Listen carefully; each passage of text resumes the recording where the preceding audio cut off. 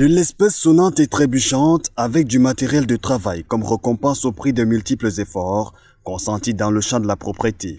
Avec brouette, râteau, cantonnier, pelle, gants, masque facial ajouté au chèque bancaire, Douala deuxième, par ce geste, retourne l'ascenseur à ceux qui ont fait d'elle la deuxième des plus belles communes du Cameroun au terme de la 10e édition du concours. 29 quartiers en compétition inscrits au départ sur la liste, Makia se démarque au final et empoche les 2 500 000 mises en jeu.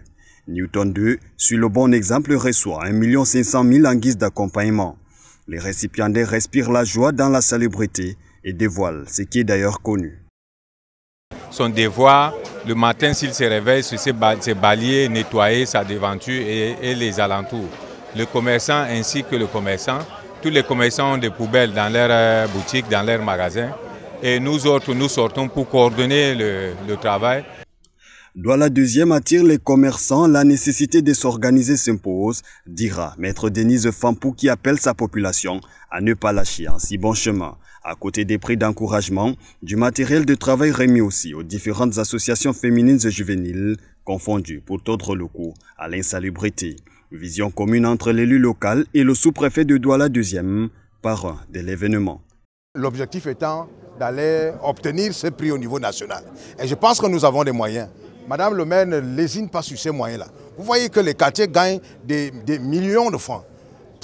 C'est pour booster davantage ces populations, qu'elles se mettent au travail. Face à une assistance admirative composée de toutes les forces vives de la commune et déclarée officiellement lancée l'édition 2021.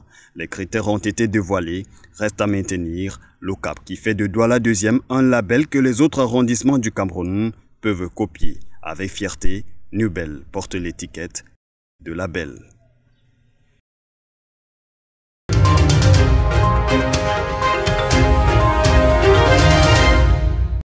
C'est la fin d'année et comme il est coutume, le marché de Noël de Douala donne encore l'opportunité aux familles de préparer les fêtes en leur produisant des denrées alimentaires à moindre coût. Non, le marché de Bipala comme tel, c'est très pertinent. Vraiment, les prix sont moins chers. Tu trouves tout moins cher. Si à la fois les prix sont abordables, au marché c'est cher. Parce qu'un poulet comme ça au marché c'est peut-être 3500. Ici tu peux avoir 2500, 3000.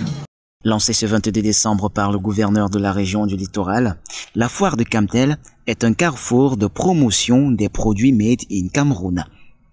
Nous avons des labels dont la réputation commence à dépasser les limites nationales. Je fais allusion ici au poivre de Njombe Penja. Mais également, nous venons de découvrir que une spéculation nouvelle arrive au littoral, c'est la culture du riz en Banga. Ça montre que les cultivateurs de notre région ont compris qu'avec la diversification de ces spéculations, on arrive à mieux arroser nos marchés des produits qui permettent que nos populations, n'est-ce pas, trouvent de quoi se mettre à l'aise. De quoi se mettre à l'aise pendant les fêtes de fin d'année, le choix est assez large. Des tubercules, en passant par de la viande, poissons, crustacés, sans oublier les fruits entre autres. Si certains réussissent à faire de bonnes affaires, d'autres par contre ont encore du mal à sourire. Le marché est difficile concrètement. Ils disent que les prix sont chers et moi je trouve ça, ils ont raison parce que nous on est obligé de vendre un peu plus cher vu les coûts de l'élevage. Parce que rien que l'aliment, ça nous coûte énormément. Et comme l'aliment est exporté, nous vendons des poissons silures, des poissons de table. Ils ont abandonné. Tu vois, ils ont abandonné. Ils ont forcé d'arriver au marché, finalement ils ont lâché. Et par rapport, ils ont dit que la société devait payer. Et la société arrive donc ici. Le plantain au village, même pas acheter à 3 000, la société dit qu'il va te donner 1 000 francs, 1 500. Au final, c'est le consommateur qui ressort satisfait. La foire de Bipanda est donc ouverte à tout le public désireux de faire de bons achats. Le marché fermera ses portes après les fêtes de fin d'année.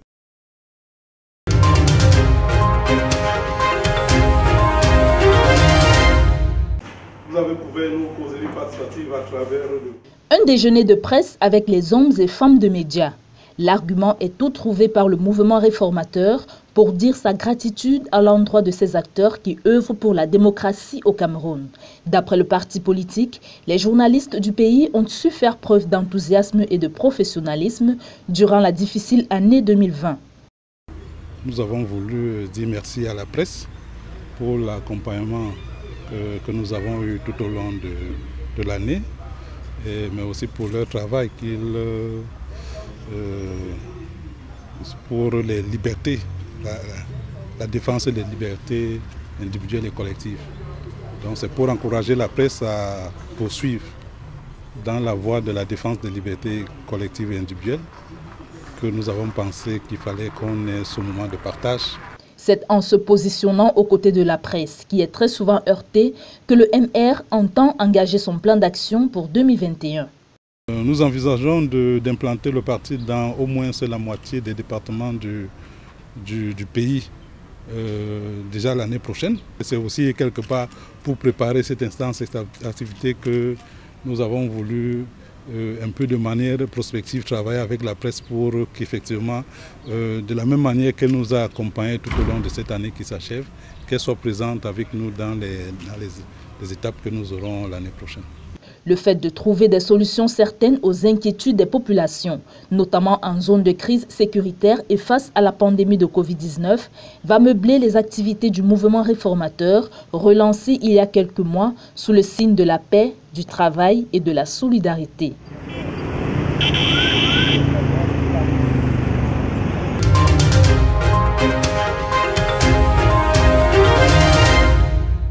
Les populations de Mesok vivent depuis longtemps dans la soif, l'enclavement, mais aussi dans l'eau noire.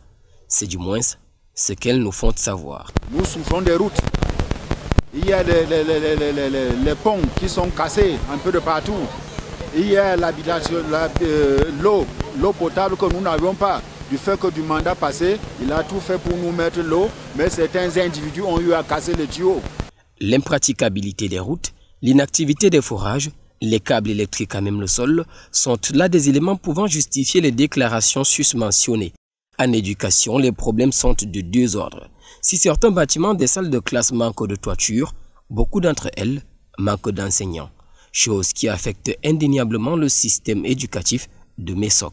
L'inspection d'arrondissement d'éducation de base de Mesok compte 2528 élèves à ce jour, encadrés par 46 enseignants.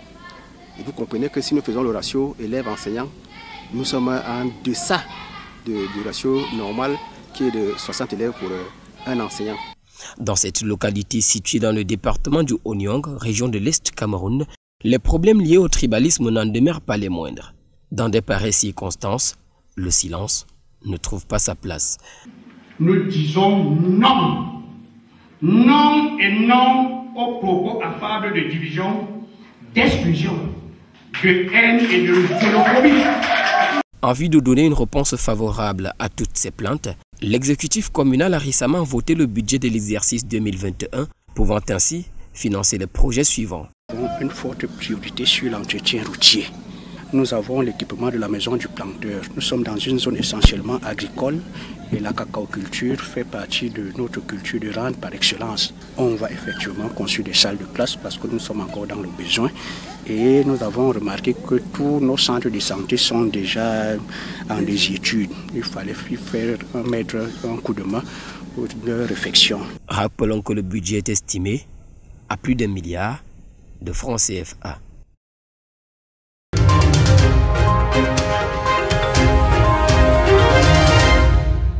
La mamelle nourricière de la région la plus ensoleillée du triangle national a bien exposé ses formes et son contenu. L'occasion en valait la chandelle. Le mini-comice agropastoral de la région de l'Est, un rendez-vous du donner et du recevoir des acteurs du monde rural, a donné l'occasion à ces seigneurs de la terre et aux maîtres de l'élevage, venus des 4 départements de la région des pierres précieuses, de présenter leur savoir-faire, et pas que, mais aussi leur génie. Nous sommes venus à ce mini-comice agropastoral de l'Est présenter la variété de bananes plantains Produit Max. Produit Max est une variété révolutionnaire qui présente l'avantage de produire au moins 2 régimes à la fois. il va parfois à 3 régimes. Nous avons des variétés de poulets locales que nous avons dénommées les poulets Brahima. Nous avons les géniteurs. Les géniteurs nous prennent des œufs. Nous prenons ces œufs, nous les mettons dans des incubateurs que nous avons fabriqués de façon artisanale. Et après 21 jours, nous avons l'éclosion des poussins d'1 jour. Et nous pouvons maintenant continuer à les élever pour la croissance afin d'avoir la chair et le poulet bio. À ce grand rendez-vous de comice agro-pastoral miniaturisé, l'œuvre des hommes, en parfait accord avec la magnificence gracieuse de la nature, a produit des merveilles, aussi bien pour la vue que pour le palais. Sur l'instant, on peut bien apprécier la diversité et la richesse de production agricole, pastorale, halieutique. Je suis un homme satisfait et réconforté du fait que malgré le contexte de la pandémie du Covid, nous pouvons dire que la sécurité alimentaire est assurée dans la région de l'Est.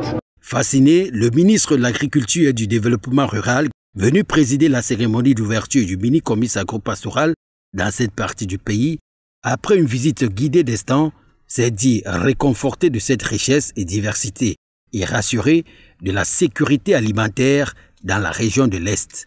Je suis venu des Kangas, parce que ça, ce n'est pas encore, ça c'est 1 an. Les Kangas c'est 2 ans, pour qu'on les enlève. Voilà une raison qui a motivé le gouvernement à offrir du matériel roulant flambant neuf aux délégués départementaux et aux chefs de postes agricoles pour un bon suivi des agriculteurs. Bien que le souhait aurait été de voir les fonds destinés à l'achat de ces engins être alloués aux agriculteurs.